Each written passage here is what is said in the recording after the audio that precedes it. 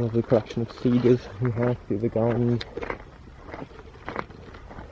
Also, what the former garden is trying to do is recreate various natural alpine sections. This is actually taken on a limestone rockery, using a lot of actual natural limestone. Our main rock here is sandstone, so we have a lot of outcrops of sandstone around the gardens. This Alchemilla obviously does take a bit of a beating with the rain, but she provides quite a nice interesting display with the rain droplets.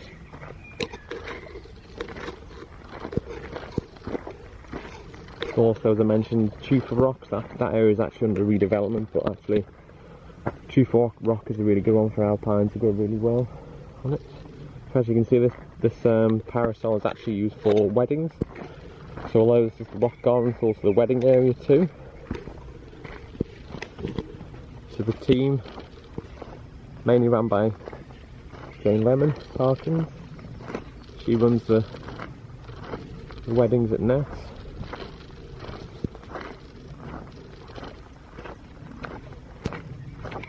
This is the route I'll spin you around in a sec. This is the route that the bride will come down from. Obviously, I have various other accessible routes on the left too, and also around the back.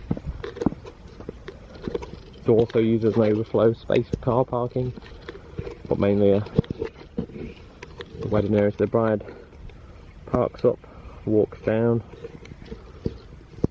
and is greeted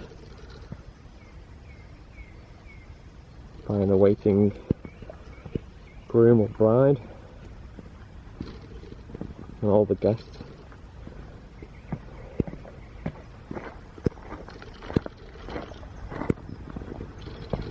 Nice York stone. Again, with one of our nice ponds, water lilies at the moment. You can see just the gunner off to the left there as well. This is something that the team have to do annually, is go in and remove the oxygenating plant, because although it's good, it does take over. So yeah, nice thatched hut for my house. Again, it does actually usually have benching inside, but just for allowing the space, social distance space, for taking that out. But obviously this is the certified space.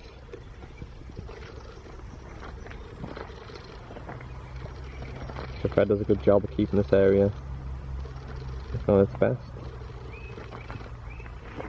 So your catering can be served from the back as well.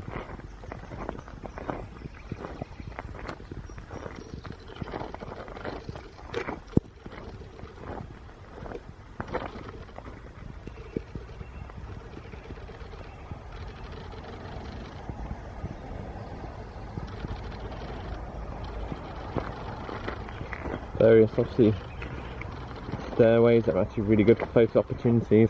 That's nice.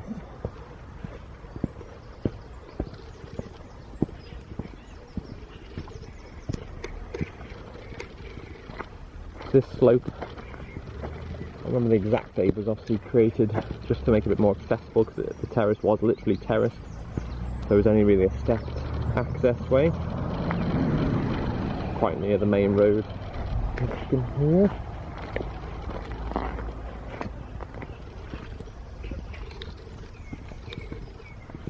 Quite a nice slope, to be honest. Nice accessible slope, allows you to see the rock garden as you leave.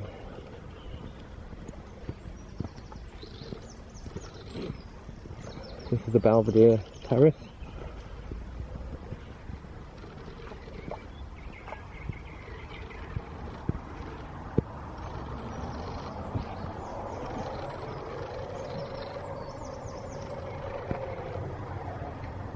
So this, as I say, looked after by Fred as well. So what, this is actually a new planting in Mexico border. So plants that would originate in Mexico, because obviously our south-facing climate and position here allows us to grow some interesting plants. Some things will also have to come back in, other things will be left out.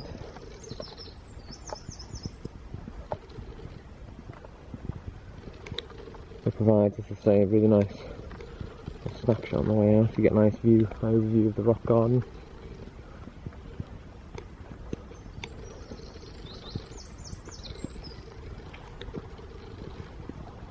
So venturing onto the terraces now. A nice achium webby eye on the left. Almost iridescent flower stalks and growing really well.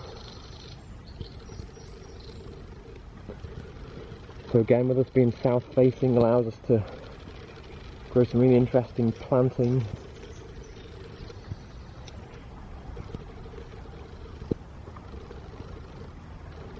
Again, on a sunnier day, provides a nice warm spot to take a load off. It's one of my favourites. Peony Bowl of Beauty.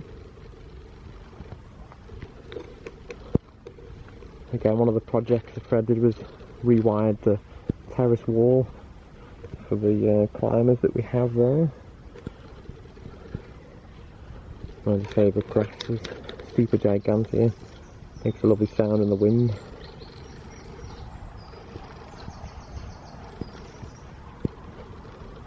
These achiums have been in this location for a good few years, definitely before I started. They've been there. Sometimes get the frost damage, but they power on through. So this, as I say, is our Australasian planting. We do need to do a bit of redevelopment on this, but a lot of these plants do originate from Australia and various areas around. Nice leptospermums growing. Also nice eucalyptuses too. We did have to, unfortunately, it's something that we do around the gardens. Well, not unfortunately, but we obviously, for the safety aspect, we monitor the trees every year and also throughout the year. So this one, unfortunately, had a lot of damage to the base. But we've got a nice young seedling of it growing, so that's good.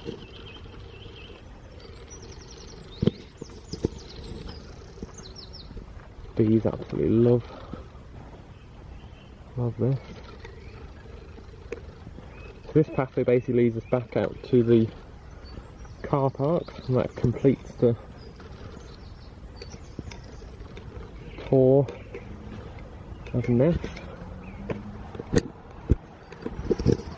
So I do hope that was useful. Obviously, any more information that's needed can be found on the website.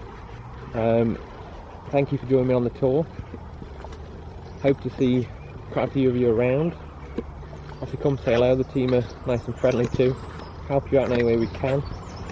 Answer any questions that we can also. So yeah, shame about the rain.